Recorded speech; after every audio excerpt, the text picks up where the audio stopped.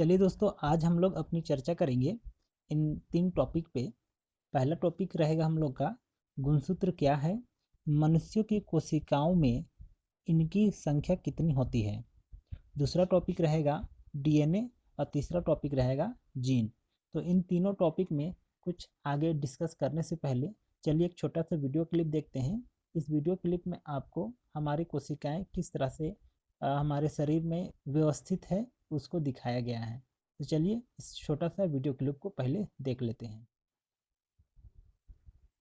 ये जो आप देख रहे हैं दोस्तों, ये हमारी कोशिकाएं हैं।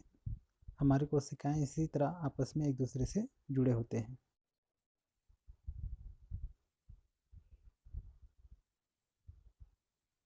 अब देखिए, एक कोशिका इस तरह से होता है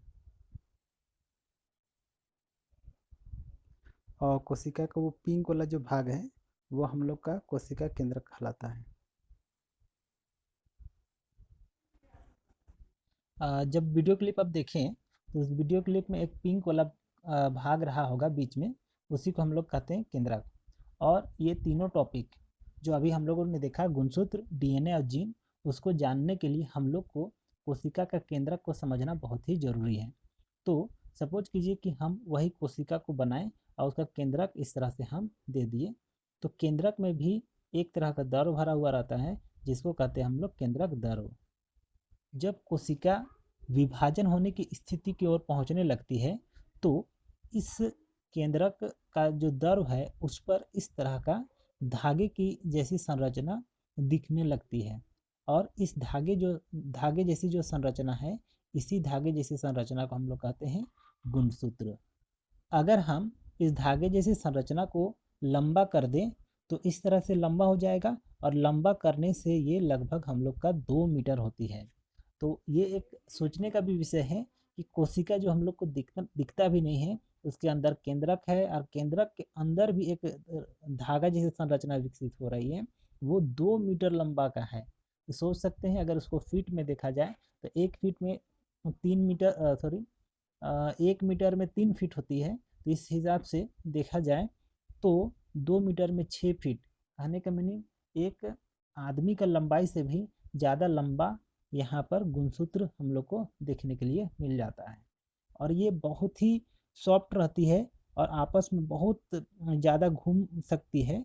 इसके चलते ये इतना छोटा सा जगह पर व्यवस्थित हो जाती है।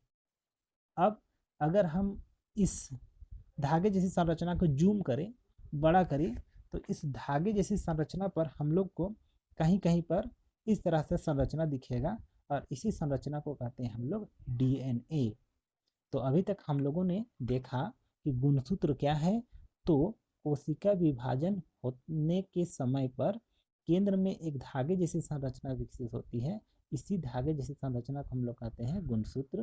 यदि गुणसूत्र को आप सीधा कर दीजिए तो और उसको जूम करके देखेंगे तो उसमें कहीं कहीं पर कुछ विशेष संरचना दिखेगा, इसी को कहते हैं हम लोग डीएनए। अब एक ये वाला को, ये तो डीएनए, ये भी डीएनए, ये भी डीएनए, तो बहुत सारा डीएनए इसमें है। तो अब इस डीएनए को अगर हम जूम करके देखेंगे तो ये हम लोग को इस तरह से दिखेगा। और यह कैसा है, तो ये जो है, अब दिमाग लगाइए, थोड़ा सोचिए, तो आपको लगेगा कि ये सीढ़ी है और सीढ़ी को आप इस तरह से घुमा दिए, ट्विस्ट कर दिए हैं, तो ये संरचना बना है। तो इसलिए कहते हैं क्या कि डीएनए जो है वो मुड़ी हुई सीढ़ी के तरह की संरचना होती है। अब हम लोग देखेंगे कि डीएनए का काम क्या है। डीएनए जो होती है वो हमारे शरीर में विभिन्न प्रकार का प्रोटीन को बनाती है। कहने का मीनिंग इसी में ऐसी सूचनाएं इसमें अंकित रहता है कि वे अलग अलग सूचनाएं आपस में मिल करके अलग अलग तरह का प्रोटीन बनाते हैं। जैसे कि मान लीजिए ऑक्सिन और जिब्रेलिन, ये दोनों वृद्धि हार्मोन है, और सभी हार्मोन जो रहता है वो प्रोटीन होता है। तो सपोज करते हैं इस संरचना में ऑक्सिन और जिब्रेलिन दोनों का संश्लेषण के लिए सूचना अंकित है।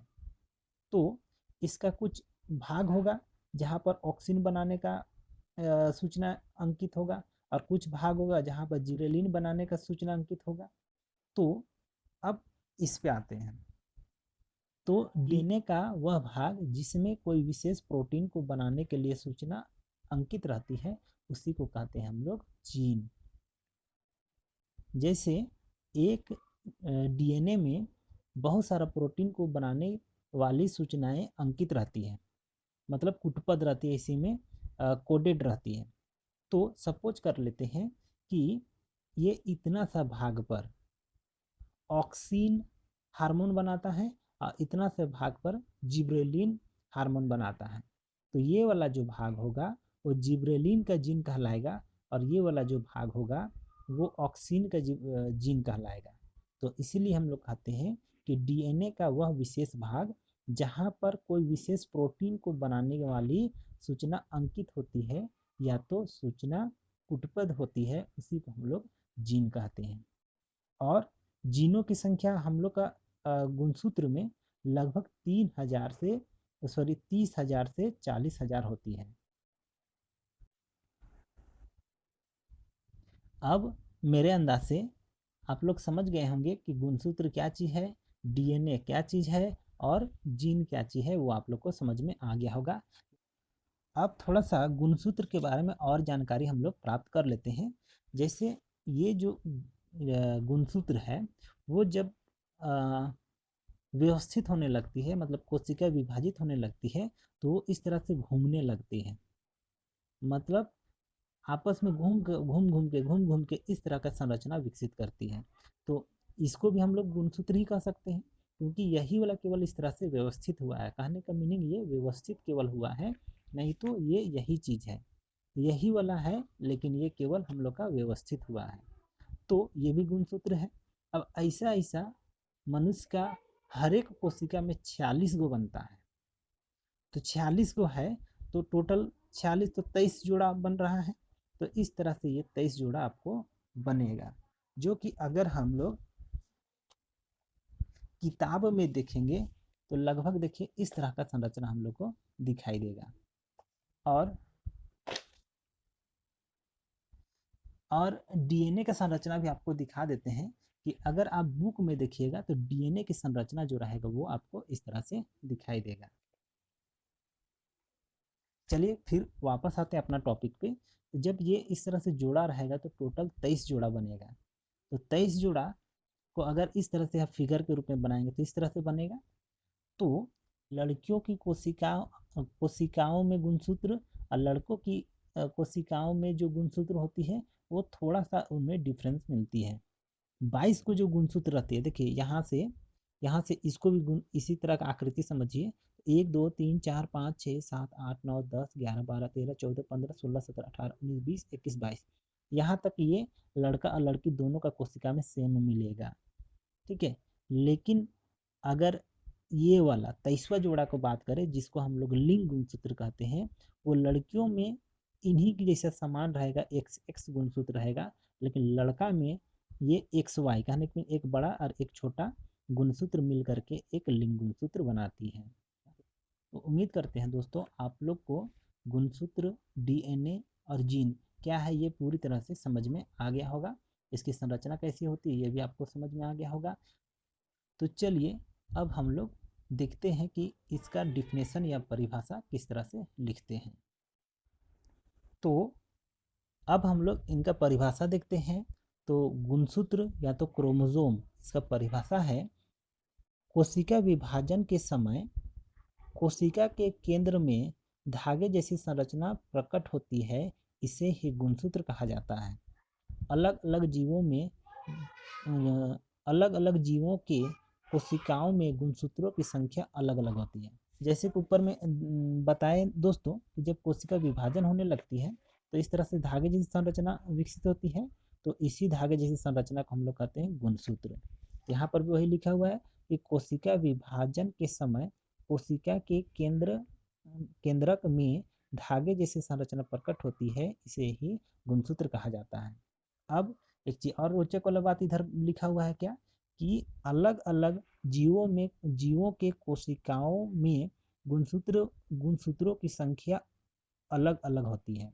जैसे कि अगर मेंढक है तो मेंढक में गुणसूत्र की संख्या 26 होती है। और मनुष्य है तो मनुष्य में गुणसूत्र की संख्या 46 होती है।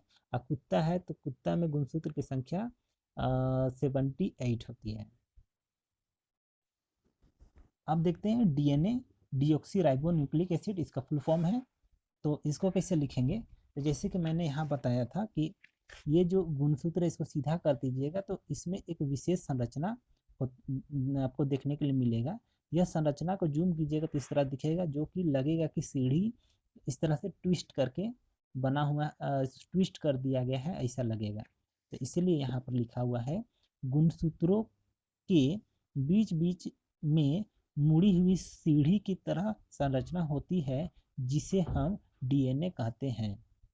तो ये जो संरचना है, या बुक में देखिए, तो ये जो संरचना है इसको हम लोग कहते हैं डीएनए।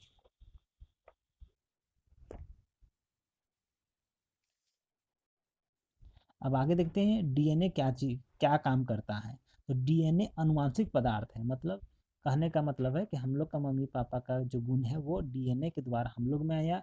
अब हम लोग का जो गुण रहेगा वो डीएनए के द्वारा हम लोग के बच्चों पे जाएगा। तो यहाँ पर लिखा हुआ डीएनए अनुवांशिक पदार्थ होती है जो सूचनाओं को एक पीढ़ी से दूसरे पीढ़ी तक ले जाती है। एक बार फिर से देख लेते हैं। गुणसूत्रों के बीच बीच में मुड़ी हुई सीढ़ी की तरह संरचना होती है जिसे हम डीएनए कहते हैं। डीएनए अनुवांशिक पदार्थ होती है जो सूचनाओं को एक पीढ़ी से दूसरे पीढ़ी तक ले जाती है। अब हम लोग देखते हैं जीन। तो जीन के लिए मैंने बताया था कि ये जो है वो अलग अलग तरह का प्रोटीन को बनाती है। अच्छा, आपको थोड़ा सा माइंड में लग रहा होगा कि अभी हम बोले कि सूचनाओं को एक पीढ़ी से दूसरी पीढ़ी तक ले जाती है ऐसा, और अभी बोल रहे हैं कि ये अलग अलग प्रोटीन बनाती है। तो बात ऐसा है ना कि प्रोटीन जो है ना वही मुख्य रूप से सूचना को इधर से उधर करती है। जैसे मान लीजिए ऑक्सिन और जिब्रेलिन दो प्रोटीन है, दोनों प्रोटीन वृद्धि हार्मोन है। तो इस पर अगर ये डीएनए पर आपको ऑक्सिन और जिब्रेलिन दोनों बनाने के लिए उचित मात्रा में संकेत रहेगा, तो उचित मात्रा में प्रोटीन बनाएगा, जिसके चलते आपका हाइट जो रहेगा वो ठीक भर रहेगा। लेकिन अगर आपका डीएनए में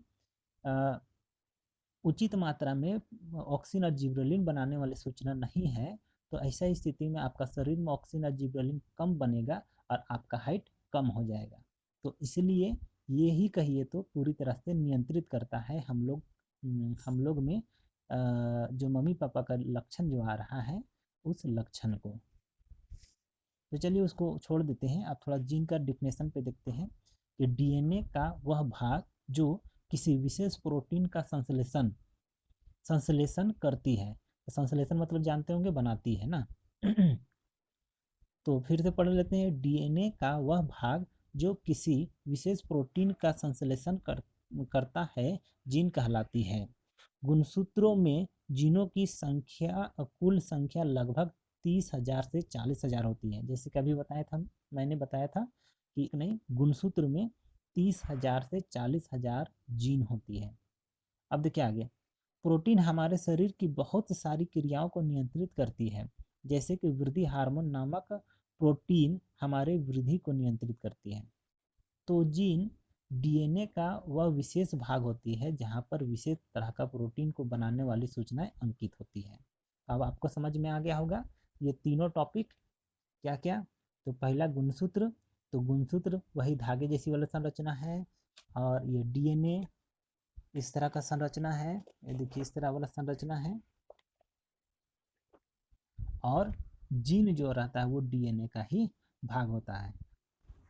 तो आज का हम लोग का यही क्वेश्चन था, गुणसूत्र क्या है, मनुष्यों की कोशिकाओं में इसकी संख्या कितनी होती है, डीएनए और जीन। तो डीएनए क्या होती है ये भी आप जान गए, और जीन क्या होती है ये भी आप जान गए। तो उम्मीद करते हैं कि इस वीडियो से आप ज़रूर कुछ ना कुछ सीखे होंगे।